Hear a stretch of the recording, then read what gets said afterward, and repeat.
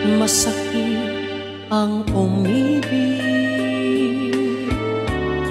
mapait ang magmahal, lalo na kung bawat isa may pananagutan na.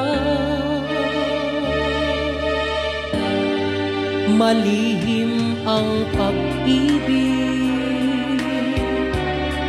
pangambal laging taglay, sa pagnakaw ng sandali nararapat sa iba.